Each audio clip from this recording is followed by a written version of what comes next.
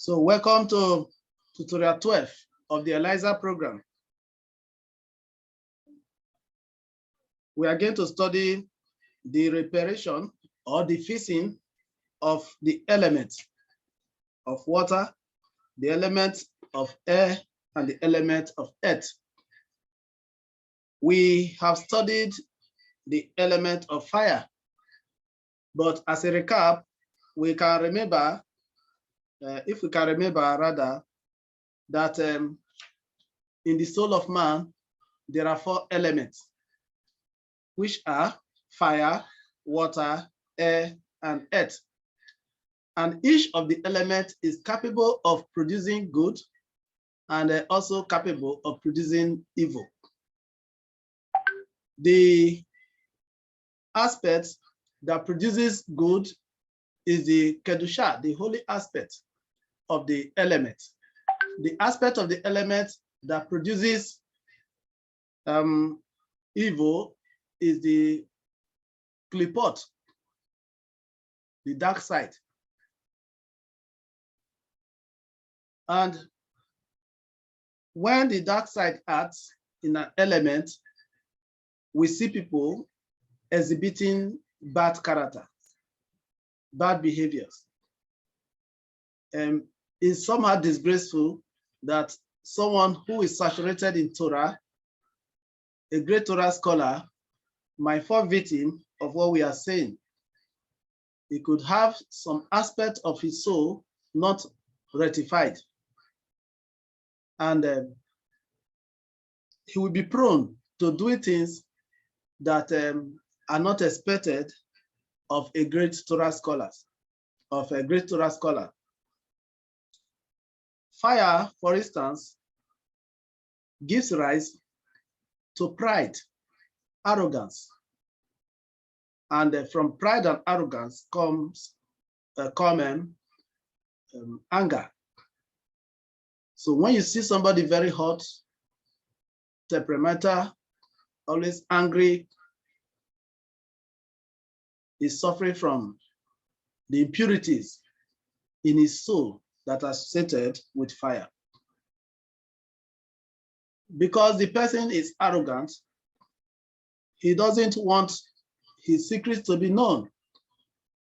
Once you reveal his weakness or his flaws or her flaws, he becomes angry. He always likes to be at the top, always like to head everybody. If you don't give him a big position in an organization, in a community, he will start making trouble because of pride in him. But there are people, even when you give them appointment, they won't take it because of humility. So the bad side of fire is pride or arrogance. In Hebrew, we call it ga'ava. And once the person has arrogance or pride, is prone to be angry, is packed with any little things.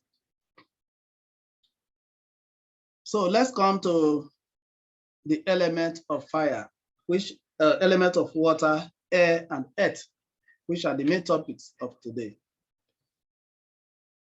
The element of wind or air is associated with speech. Speech could be good, and speech could be evil or useless. The good side of the element of water, element of wind, sorry, the good side of the element of wind is silence. You see some great Torah persons or good Torah scholars, they don't talk, they just keep quiet. That is good character. Such characters are called midot tovot, good characters. Then on the other side, the side of wind or air that is associated with the klipot or the evil side is useless speech. Useless speech. One who has too much air in his soul is prone to suffer from useless speech. You can remember that the 4 elements in the soul are supposed to have 25% each, meaning fire should be 25%, air or wind should be 25%,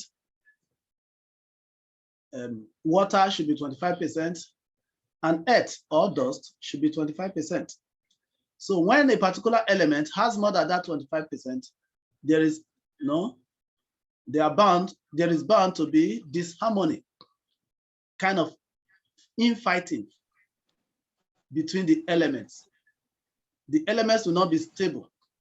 But if each of the elements has 25% of the others, then there will be harmony in the soul of that person. And when there is great disharmony, that great disharmony is regarded as cause. They are sicknesses of the soul. Just as we have typhoid, malaria, and other sicknesses of the physical body, so also the soul could become sick of bad characters like anger. Then if it is related to air, the sickness that is related to air is a useless speech.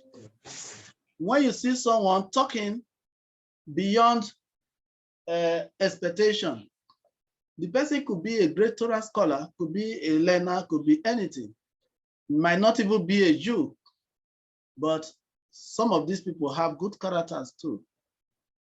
So when you see someone talking too much, saying irrelevant things that will not motivate the masses or motivate the people to do good, then you should know that that person is suffering in his soul from a sickness called useless speech.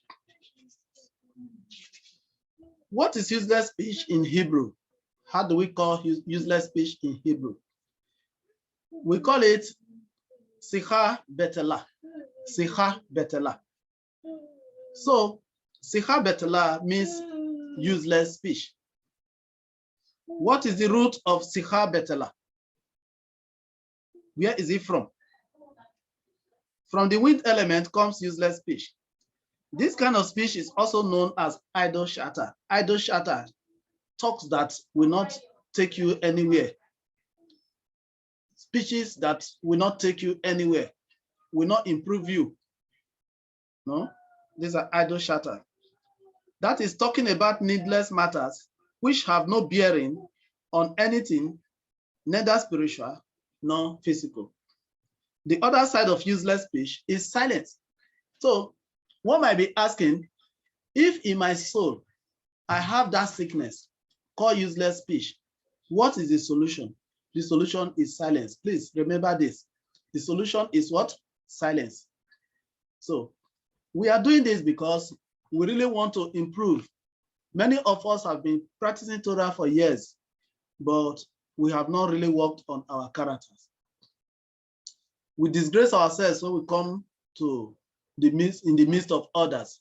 When we gather as congregation or as an organization, even as leaders, we end up messing up ourselves because of this kind of character.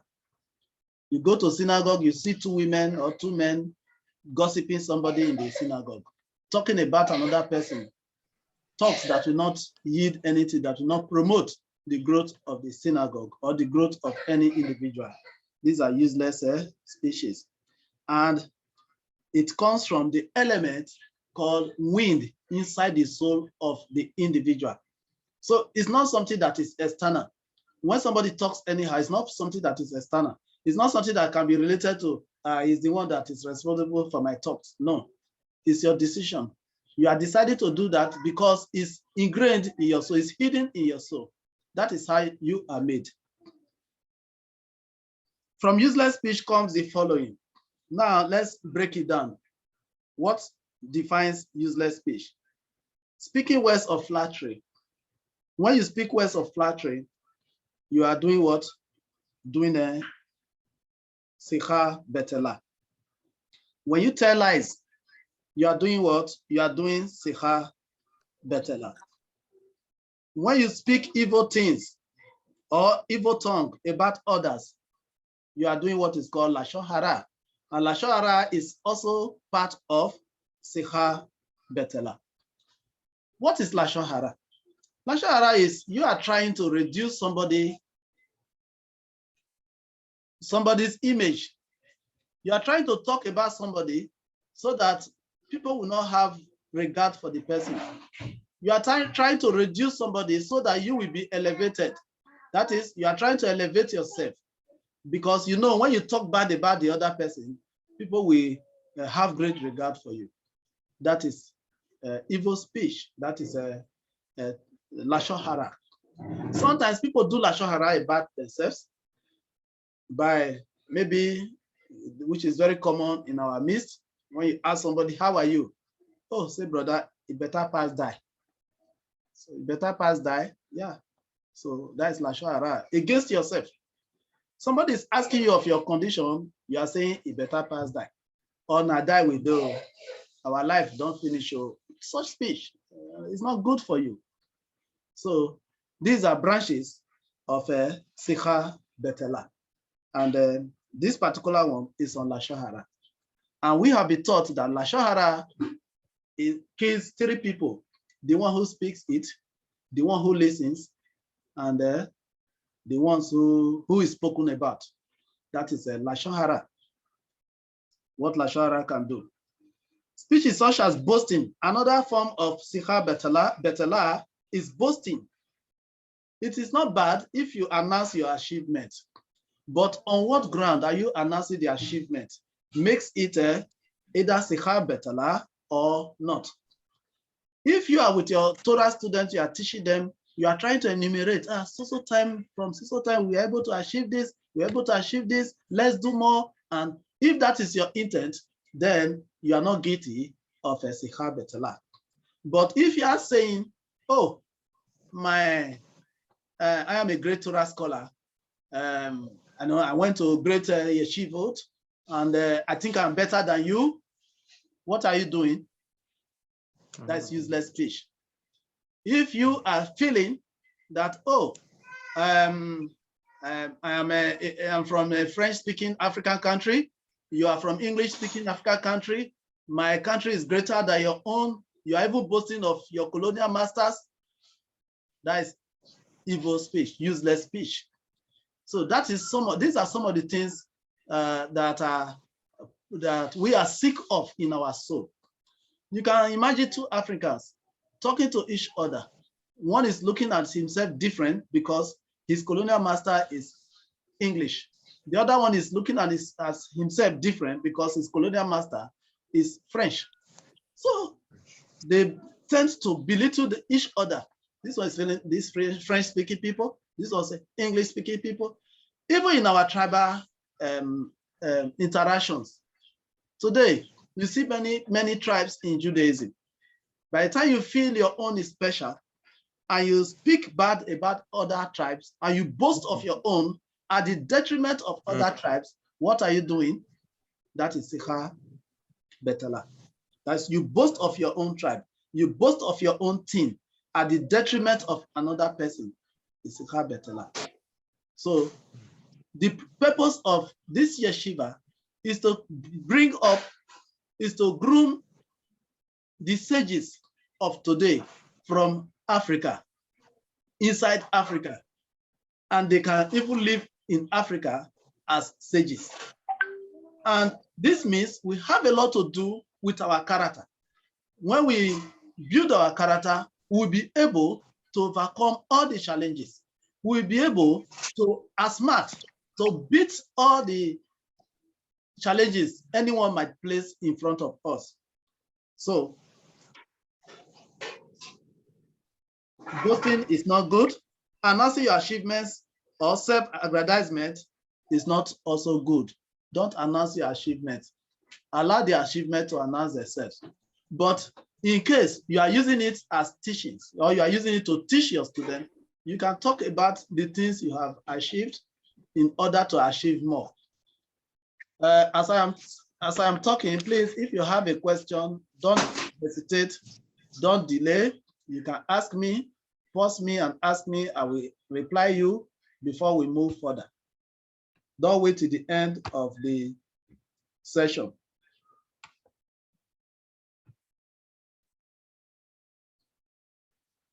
What is the tikkun for sikha betela? Now we are talking about the tikkun. How do we fix this sickness in our soul? Inside our soul, all these things are sicknesses. Just like you will say one has malaria, typhoid, and the rest, headache, and those stuff. So also in our soul, we have all these bad characters. It's not something you can just call somebody to advise and he stops doing it. It's something that is inside the soul as made by Hashem. So we are on earth to continue with the rectification, to continue to rectify them until we'll be able to refine ourselves. That means we are trying to add values to ourselves, make ourselves better human beings, not better than the other person. You make your better version every day by learning and practicing what we are saying now. So how do you repair this problem of useless speech? The first word in our tutorial is silence. Yes, silence. Silence is the repair. The only time speaking is allowed is to express words of Torah and mitzvot. You see, we are being guided by the Holy Ari here. You remember in our previous lessons, we were told that the Holy Ari lived in Africa. He became a great Torah scholar in Africa. He was the best Talmudic sages, best of the Talmudic sages in Africa. At the age of 15, he was a Talmudic sage. He was best, meaning that it is possible to be holy in Africa. So we are studying the work of that man who lived in Africa. At the age of 15, he was already the best. So according to the Holy Ari, there are two things, there are only two conditions under which you and I can speak. Otherwise, don't speak. If the word is about Torah, you speak. If your speech is about how to motivate people to do good, then you speak. Anything that is outside that, you should do what? Keep your mouth shut. One can also make motivational speech, not exaggerated words. Otherwise, one must act as if mute, as one who cannot open his mouth. So these are the characteristics of great Torah scholars. They don't talk, they keep quiet. Now let's talk about another thing called fast, the fast of the lips. So sometimes we fast and we don't eat.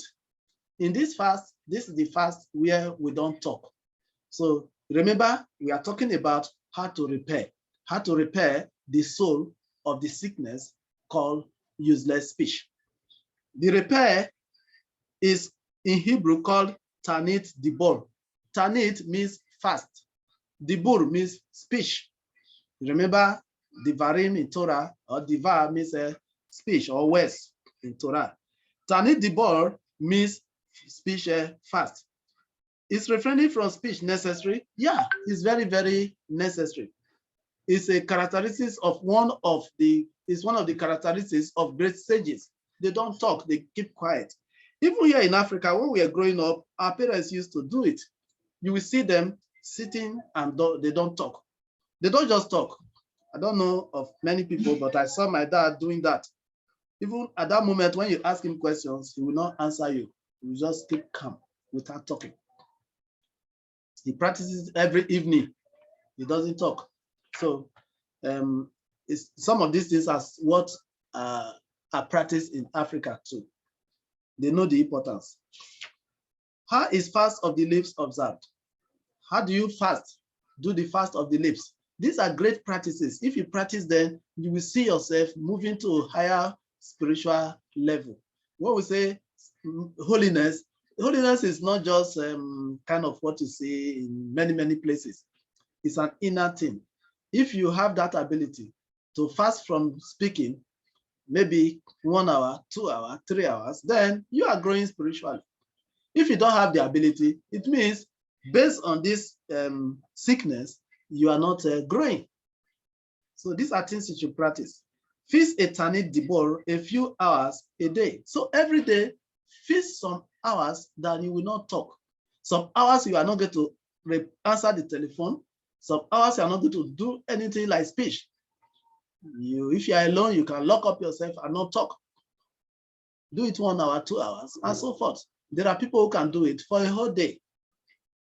Feast a Tanit Dibor a few hours a day. Refrain from talking for some minutes, then 1 hour, then 2 hours, and so on. So it's something you can practice and take note of.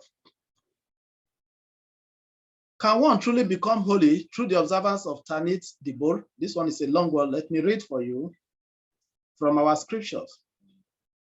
What they do is to not talk any sikhat hulin, any modern speech. And fortunate is their lot, because there is nothing better in the world for purifying the soul like muzzling the mouth from useless speech, sikha betela. It is also of very, very great benefit for kavana hatefila, intent in prayer, that outside thoughts don't confuse, lose focus him. Go out and learn the greatness of one who muzzles his mouth from useless speech, from what the Eliezer wrote. He who guides himself in silence 40 consecutive days will certainly reach Ruach HaKodesh without a doubt. You see, some of these great people, we call them great, but we never can imagine what they went through, what they practiced. The Holy Ari, those people are those who were able to lock their lips for 40 days and they became great. So even if we cannot do that, we should, in our own little ways, practice silence. What is the relationship between refraining from eating and refraining from speaking? So now you see there are two types of fast. For those who are just knowing it for the first time, the fast that requires refraining from eating, and this fast that concerns refraining from speaking. Refraining from useless speech is considered like a fast, and it is even better because a fast weakens the body from the service of God, whereas silence strengthens the body and soul to the service of Hashem. You see, one weakens the body, the other one does not weaken the body, but strengthen the body and the soul. So this is a good practice. When you live here today, have it at the back of your mind that you're going to practice the fasting of the lips. Shalom, shalom, everyone. Do you have any question? Oswem Ifeanyi, you are welcome. Ingrid, you are welcome. Toko Chaya, welcome. Abraham, Keziah, Sarah, Bat Israel, welcome. Aviva, welcome. Mura Onilov, Shika Aston, welcome. Aderi Joshua, welcome. Welcome, everyone.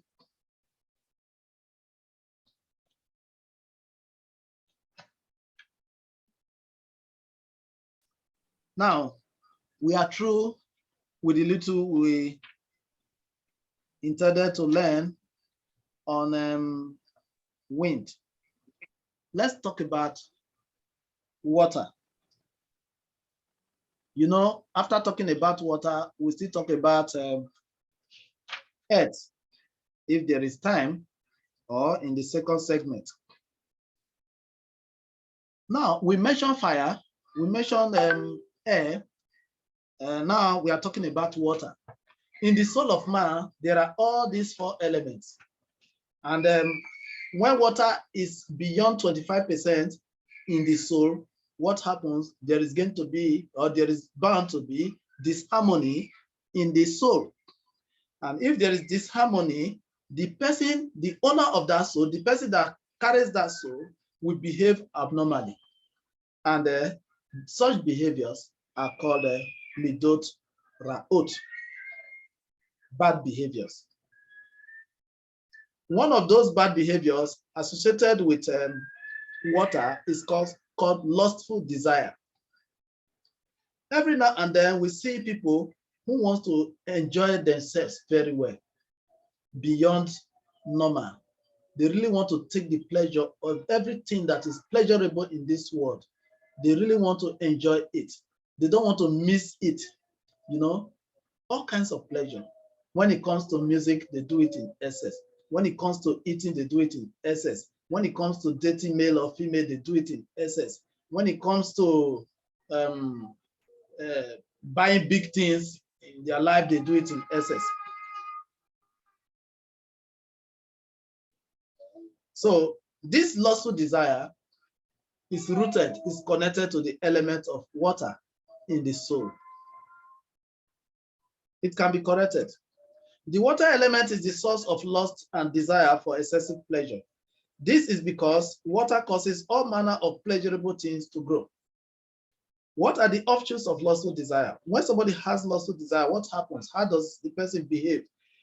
This character trait has two offshoots. First is envy. When he has a lustful desire, how? This leads to stealing another person's property or seduces somebody's wife, or the stealing of anything that someone else possesses, which he wants to delight in. He enjoys his things, but that is not enough. He still wants to enjoy things that belong to other people.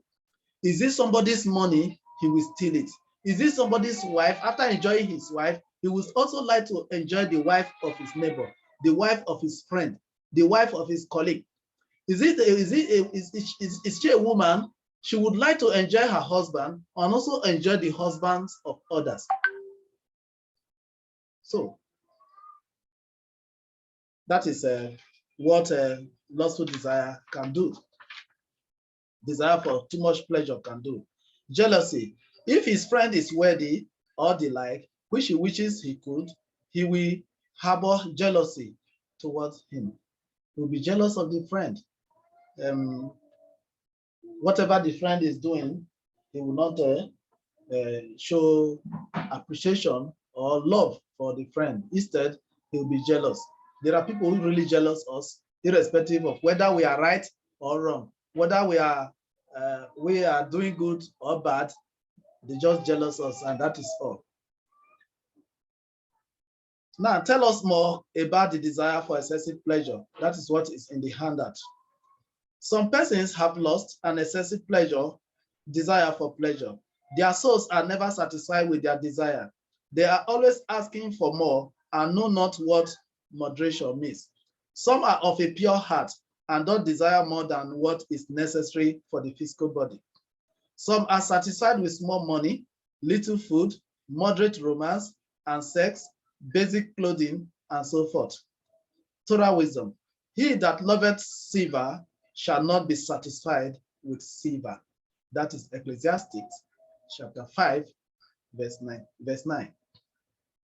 A man doesn't seek more of his needs. He is always satisfied as long as some of his basic needs are satisfied. He fasts not only for material purpose, but also for spiritual reasons. Be a person whose desire is limited. Be satisfied with little of your needs. Cut your appetite for food, appetite for sex, appetite for fashion, appetite for beauty, appetite for knowledge, appetite for power, and other pleasures. You should cut them. When you cut them, then you have started rectifying, started causing a healing process in the soul that is connected with the element of water. The more pleasure you cut, the more KADISHA you will be capable of meriting. Now we are talking of holiness, but you still want to enjoy all the pleasures of the world. You cook meat and fish together. You say, oh, it's very delicious. You garnish it with periwinkle, crayfish. You really want to enjoy the meal. And you miss everything and you cook it very delicious and you want to eat. And when somebody tells you it's not good, you say, no, you cannot stop. This thing is very delicious. And these are pleasures that we need to work on. We need to cut them so that we'll be able to become holy. Is the Kabbalistic principle of bread of shame related to lustful desire? One who controls his desire to receive can also resist bread of shame. Now we are coming to the aspect of bread of shame, which is very, very common among some persons. You see, We are trying to get ourselves organized, but there are people who want something free all the time. Every time they desire to get more. And what is the more? They get more of free things from everybody. They go to internet begging. They lie to people on internet in order to get more. You know, these are called bread of shame. If you are a member of a congregation, you enjoy the services of the congregation without paying for it or working for it, without meriting it, what are you? You are cultivating bread of shame. What should we do to address the issue of bread of shame in our communities? Pay for your goods and services. Do tzedakah each time you receive a free gift. When you are given a free gift, do tzedakah out of it, and so many other things. What is the tikkun for water, for the water element? What is the tikkun for the water element? What do? You cut your pleasures. That is just the tikkun. When you start cutting your pleasure, you will see that your holiness will increase. You are a man, you are dating 3, 4, 5 women, start reducing them. I know it's not easy, start reducing them. You are a woman, you are dating several men, start reducing them. Reduce the number. That is the meaning of cutting. You cut it. If you eat all kinds of things, start examining them. Which one is kosher, which one is not kosher. So you reduce them. The ones, especially the ones that are not kosher, start to eliminate them. Then you will see yourself jumping into holiness. To what extent should one hate pleasure? This is another thing, very, very important. Let me explain in a few seconds. It is a sin to deny yourself of all pleasures in the name of modesty. Some people deny themselves of looking good, eating meat, drinking wine, marrying, and other enjoyment just to show that they are modest. The Talmud teaches thus: if one who denies himself only wine is called a sinner, how much more he who denies himself all pleasure? In the Tanakh, it is also written, be not righteous overmuch, neither make thyself overwise. Why should you destroy yourself? Ecclesiastes 7:16. My sisters and my brothers, because of Zoom, we soon terminate this session, but we are going to send another link so that you come back for a second session. Thank you for being with us. Thank you for studying with us. The second session will give room for more questions and answers, because this one we try to rush and then go through the tutorial. I'm so glad that all of you are here. Thank you, Ifeanyi. Thank you, Ingrid. Thank you, Toko Kaya. Thank you, Abraham. Thank you, Keziah. Thank you, Mora Odilove, Shika Austin, a good friend. Thank you, Aviva, Sarah, Bat, Israel, Joshua Aderi. Thank you very much. So go to our link. We are going to send the link for the second segment, where we have more room to interact, more room to gist about the topic. Thank you. Toda rabba. Thank you.